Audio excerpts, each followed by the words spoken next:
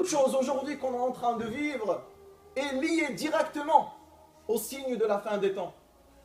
N'est-ce pas le prophète sallallahu alayhi wa sallam qui a dit, dans les signes de la fin des temps, c'est pas qu'il n'y aura pas des musulmans, il y aura beaucoup de musulmans. Les mosquées elles seront pleines, mais les cœurs ils sont vides. À qui il parle? Il parle à nous. Par contre, les cœurs sont distraits, ils sont inattentifs, ils sont insouciants, ils sont loin d'Allah et peut-être même ils ne veulent pas écouter la parole d'Allah. Ils viennent que par obligation. Beaucoup de nos frères, ils viennent à la mosquée, c'est juste parce que c'est une obligation, alors qu'ils ne goûtent aucune saveur de cette foi. Aucune saveur de cette foi. On a dit à Alqama, radiyallahu anhu, es-tu un croyant? Il a dit, si Allah le veut. Si Allah le veut, je suis un croyant. On est vraiment croyant. On croit en Allah tabaraka wa ta'ala. Et on croit en ses anges. Et on croit en ses livres. Et on croit en tout ce qui se doit.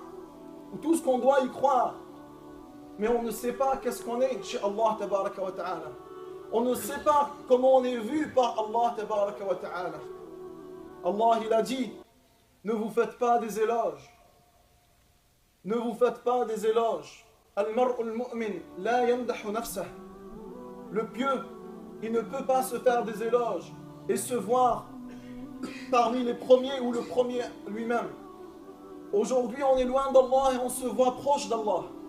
Et les gens d'avant, ils étaient très proches d'Allah car c'est lui qui l'a attesté et ils se voyaient loin d'Allah tabaraka wa ta'ala.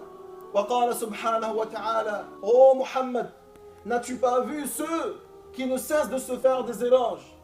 N'as-tu pas vu ceux qui ne cessent de se faire des éloges? Et aujourd'hui, la personne n'est même pas une vraie croyante.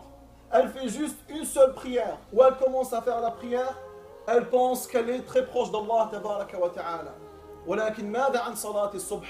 Qu'est-ce qu'on va dire par rapport à la prière du subh? Mada an salati al-isha.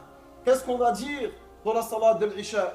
Qui sache le croyant, ou qui sache le pieux, ou le musulman d'une manière générale, qui sache que son cœur, il est entre deux doigts, parmi les doigts d'Allah tabaraka wa ta'ala, comme c'est rapporté dans les authentiques Bukhari et Muslim. Il les change comme il veut. Maintenant tu es croyant, tu peux mourir en étant non-croyant. Et maintenant tu es non-croyant, tu peux mourir en étant croyant. فَالْأَعْمَالُ بِخَوَاتِمِهَا. La considération dans cette religion, elle est par rapport à comment tu vas finir ta vie. Comment tu vas finir ta vie. وَلِهَذَا كَانَ النَّبِيُّ صَلَّى اللَّهُ عَلَيْهِ وَسَلَّمَ. Comme c'est rapporté dans l'authentique de Muslim. وَغَيْرُهُ Aïcha radiyallahu anha, elle disait, la plupart, la majorité des invocations du prophète sallallahu alayhi wa sallam, c'était, ô toi, celui qui raffermit, stabilise les cœurs, raffermis mon cœur sur cette religion. Ô Allah, raffermis mon cœur sur cette direction, cette droiture dans l'islam, sur ce sirat al-mustaqim. Je n'arrive pas, ya Allah. Iyyaka na'budu wa iyyaka nasta'in. On n'adore que toi et c'est toi à qui on demande de l'aide. Si ce n'est pas Allah qui t'aide dans cette droiture, tu ne pourras rien faire, mon cher frère.